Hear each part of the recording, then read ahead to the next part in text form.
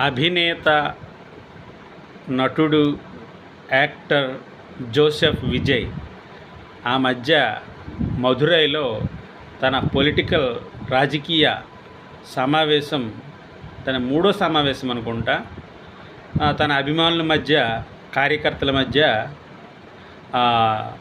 ఇది మదురైలో పెట్టారండి. ఈ సమావేశానికి ఇంచుమించుగా ఒక 2 లక్షల మంది హాజరై ఉంటారు. సో ఇందులో టీనేజ్ వాళ్ళు ఎక్కువ హాజరయ్యారండి. కాలేజ్ స్టూడెంట్స్, ఒక 25 వయసు లోపల ఉన్నవాళ్ళు.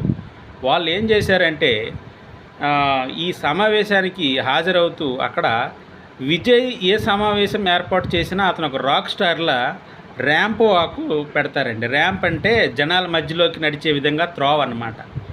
ఈ త్రోవ ఎలా ఉందంటే మనిషి ఎత్తులో ఉంటుంది ఇంచుమించుగా.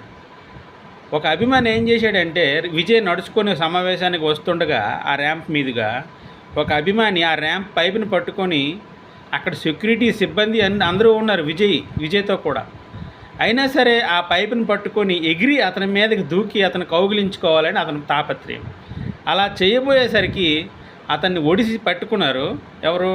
అతని సెక్యూరిటీ సిబ్బంది, విజయ్ తాలూకా సెక్యూరిటీ సిబ్బంది, పోలీసు వాళ్ళు పట్టుకొని గట్టిగా అతను దరిదాపుల్లోకి వెళ్లకుండా పట్టుకొని అతను ఒక్కసారిగా మళ్ళీ జనాల్లోకి ఆ గెంతే వ్యక్తిని ఇసిరేశారు.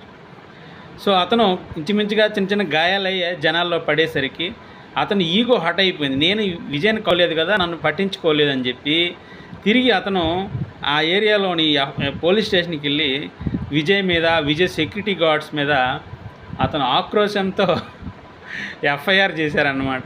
సో ఇది తమిళనాడులో జరిగిందండి. సో ఈ పిచ్చి ఫ్యాన్స్ ఎంతవరకు ఫ్యాన్స్ అనేది వీళ్ళకి నైతికత లేని ఫ్యాన్స్. వీళ్ళకి ఎలా ట్రీట్ చేయాలో వాళ్ళకే బాగా తెలుసు. తీసిపెట్టి నేలకేసి కొట్టేసినట్టుగా అతన్ని జనాల్లోకి ఇసిరేశారు. అతను ఈగో హట్ అయ్యి అతను ఎఫ్ఐఆర్ చేశారనమాట, ఓన్ ఫ్యాన్ మీదే, విజయ్ గారి మీద. సో అది విషయం అండి. అంతలా పిచ్చి ఫ్యాన్లు, పిచ్చి అభిమానాలు పెట్టుకోకూడదని మన తెలుగు వాళ్ళు కూడా నేను అభ్యర్థిస్తున్నానండి. సో ఈ విషయం తమిళనాడులోని విజయ్ గారి సభలో జరిగిందండి. అది విషయం.